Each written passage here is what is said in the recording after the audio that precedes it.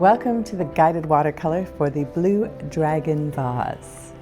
Now this is what we'll be learning to paint today. It's a blue dragon vase painted with only one color. It's a fairly easy paint, but it looks fabulous and sophisticated when you're finished. So it's a really nice paint to do.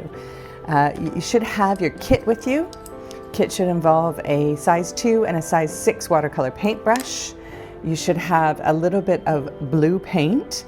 Now mine looks a little bit funny because it's got a piece of paper stuck to the top of it, but that's going to come off when I start painting. And I've left it on because it will come off naturally. I try and recycle things, and this is from a prototype paint that I used. So we have some water, and we have a tissue to gather the water together when we need to check what's on our brush. And from there, let's get started. So the first thing you need to do is activate this watercolor. Now this is professional grade watercolor. I put a piece of blue tack underneath there so that'll stay together.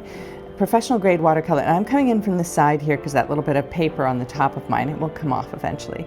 So once you have a nice amount of paint on that brush, because we want our first layer of paint to be quite strong, so just kind of tickling it. I don't want to get the paint on the top of the brush, that's where the water sits. So that looks pretty good. And from there, all I'm going to do is trace the lines that are on here. So starting with the pot, I'm going to try not to trace them like this, but to make a bold, plain stroke all the way across. Now I might miss some pieces here. I've missed the line a little bit. I just go back in that one spot. You can see how when you lay the color down, it's really hard to get that same color. Sometimes as well, because you're in charge of your materials and not the other way around, you can turn this so you have a better flow. I flow better this way, so that's what I'm going to do. So there we go. And you can see here, it's starting to have not quite enough water on it. This is very thirsty paper because it's really nice watercolor paper. So I want to make sure that I've got lots of water on my brush and lots of pigment. It's good artist quality pigment, so a little bit should go a very long way. Now I'm going to take that right over the top there. And if it's not completely, even and perfect, it really doesn't make a difference, okay? Next piece I'm going to do is down here. I'm just going to go through it. And for this one, I'm not going to try and draw both lines. I'm just going to draw all the way across. So again, try and keep my strokes reasonably bold, reasonably careful. And the next one, this is the Greek key part of the vase. Although it's a Chinese vase, so maybe it's a Chinese key, I don't know. Usually this pattern is known in art circles as the Greek key. I'm sure it was used all over the world in different cultures because it is a really simple, nice repeating pattern.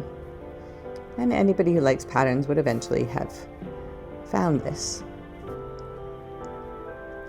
So I'm just going through with that heavy color, fairly saturated brush. I don't really mind if I go in or outside the lines a little bit. The lines are made with an ink that's specially formulated for watercolor, and you can actually erase it with water if you try really hard. We're not going to bother trying to erase it because, well, honestly, if anybody's looking quite that closely, with a magnifying glass at your watercolor paintings, they're probably not really your friend. And it's just an indication that maybe you should show them the door. There we go. And I'm painting these fairly quick. These would have been, this is a vase that is a hand-painted ceramic. So I'm painting it fairly quick because the actual original wasn't perfectly made like a machine. And when you put something like a glaze on a porcelain, this is a porcelain vessel, when you put a glaze, or maybe even this blue is an underglaze, I'm not exactly sure how it works because my ceramic knowledge is a little old nowadays and I've forgotten a lot of what I learned. But when you put it on, it's actually really quite tough to put it on neatly and evenly because the clay that you're putting it on is even thirstier than my watercolor paper. And it's hard to lay down a really solid, even line. And then when you put a glaze over top of it, it sometimes slips up and down a little bit.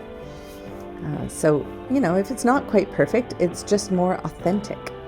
That's what I tell myself. Okay, now I want to take these and I want to do each individual one. Now you'll notice when I'm painting them that I'm not always going in the same direction. I don't want to follow it around. I don't want to push my brush. I want to pull as much as possible, because the pull is where the brush really works. The pushing, you end up getting a big fat line that you can't control. Watercolor is all about control of water, control of your movement, just gentle, easygoing control. And so we just keep going with this. So when I want to go around in a circle, I start at the top of the circle and turn around from there. So here, instead of trying to push up, I'm going to start here and go down. And again down here and over there. And you just basically do the whole vase like this, just tracing the lines. Making sure that there's quite a lot of pigment on here, because later we're going to pull that pigment into the center. And so there has to be enough on there to pull it over. So you do want the lines to be reasonably dark. And just watch that consistency.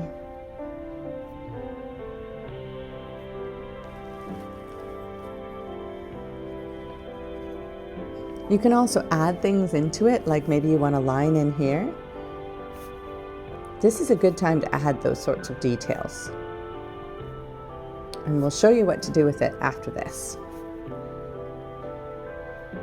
The reason I'm doing all of this before showing you how to pull the color in is because I need this to completely dry before I pull the color in, because the color is very responsive to water. It's very high grade, artist grade watercolors. It's very responsive to water. So if I was to go up here, this is still a little bit damp. The color would just jump to wherever the water goes. And I don't really want it to jump. I want it to move a little bit slowly so that I can control it. If it jumps, I don't have very much control. Put some little highlights in the center there. Looks good. I've got my reference picture over here as well. So I don't have to make it exactly the same, but I was pleased with how that one turned out, so I might as well stick with it. Again, I'm trying to avoid that piece of paper on the top of my paint. Just me being thrifty. Well, not wasteful, really. And I'm just using the very tip of my brush to do all of this work. I don't want to use anything more than the tip, and that takes quite a delicate hand. You have to be simultaneously relaxed and a little bit tense at the same time.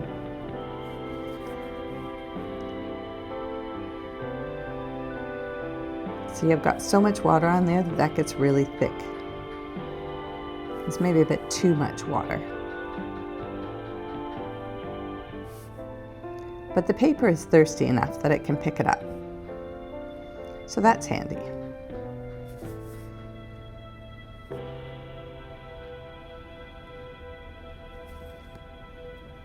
Oh, there it goes. Ah, finally. Got full access to my color.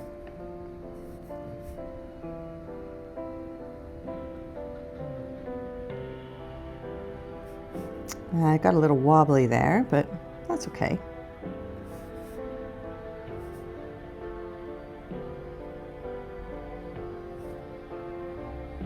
You don't want to go too fast and have it absolutely wild, but you also don't want it to go really slowly and have it really wobbly.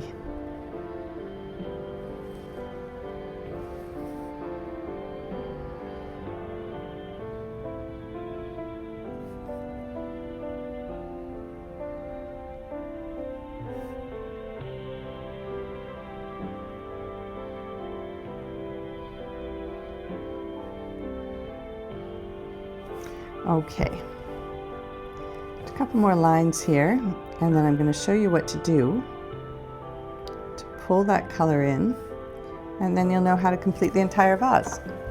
I'm going to show you what to do to pull that color in, and then you'll know how to complete the entire vase. These last ones down here.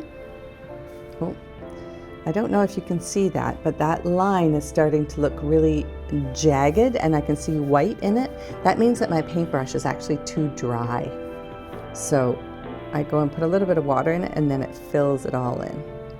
It just means that the bristles are going over top of the surface of the paper, and I don't really want that to be happening. Okay. So now this should be nice and dry up here. This is still a little bit wet down here, but I'm just going to show you, let's see. Yeah, I'll do a little bit more and I'll put it on fast forward so that you can see how the rest of it's done.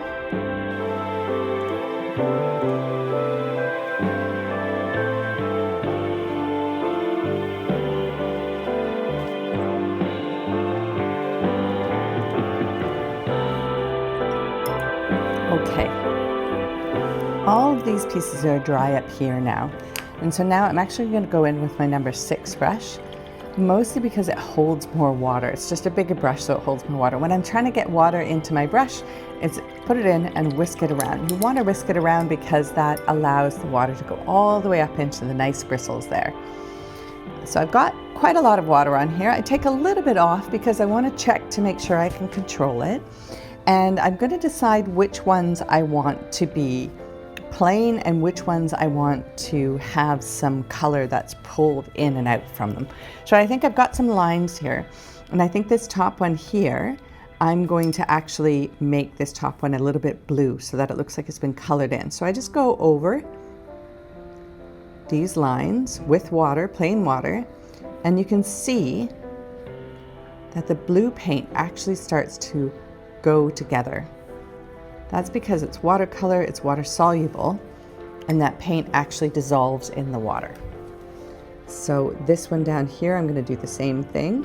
Now if I just go really quick, it doesn't dissolve as much, but I can lay a nice little bit of water down, take the rest of the water off the brush so I don't accidentally put too much on, and then I can go back and just kind of scrub it, and then suddenly it's quite blue. And the same thing that's going to happen here. A bit of water. I put the water on fairly quick to start with, see how much blue I want, and then I can control that as I'm going through.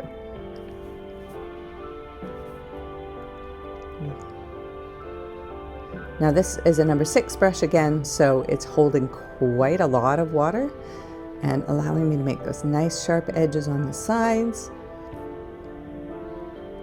And I actually want to keep the sort of outline around it. I could make it so that that outline, that hard edge on the inside goes away, but by scrubbing it some more, but I kind of like it, so I'm going to leave it there. Yeah, I like the way that goes. I think this is probably how the glaze is put on as well. When they're glazing the pots, as they put on a line and then they put on a lighter line or pull the glaze. I'm not sure if they pull it out or they just put on a lighter line. But you can see it's very effective for pulling the color out. And anywhere that I've got a lot of thick lines or more color, it's pulling more of it. And I'm kind of scrubbing the paper with that brush. The brush is still reasonably clean.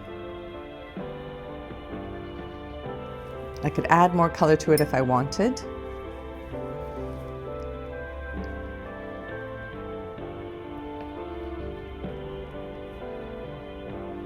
There we go, scrubbing those out.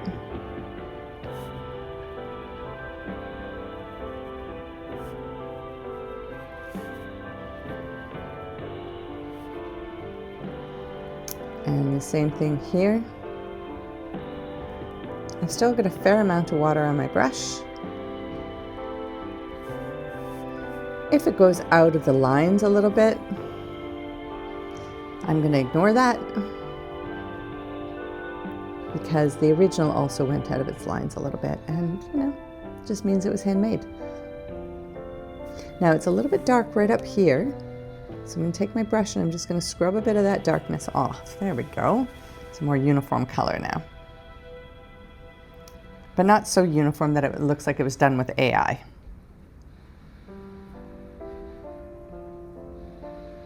There we go.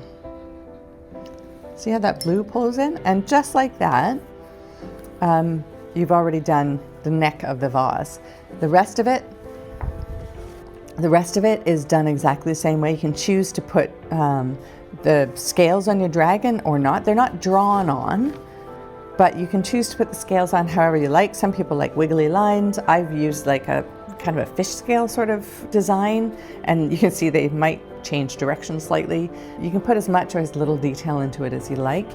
If you can see up here, this has been done after the paint is dry again, and then gone in with a little bit more color. I can't do it right now because this is still wet and it will move, but gone in, that's okay. Gone in with a bit more color and just kind of given a bit of detail in there. That might or might not stay because it's still quite damp. And that's how you do it. That's it. That's all you need to know. After that, color in all the lines and off you go, and you've got a beautiful piece that you've created. It takes me about an hour, hour and a half to make this. It might take you a little bit longer if you're less accustomed to it. Good things to practice with your little piece of practice paper is making lines, little circles, figuring out how to make the circles. It's hard to make a circle like this. It's much easier to make a circle like this. Okay, one side and then one side, because you're pulling the brush all the time. And try when you're making these lines up at the top not to do a line that looks like this, the way that we're kind of taught when we first learn how to sketch things. Instead, try and just pull it all the way across. Nice, even, steady pressure. Pull it all the way across. Okay, good luck. Thanks for joining.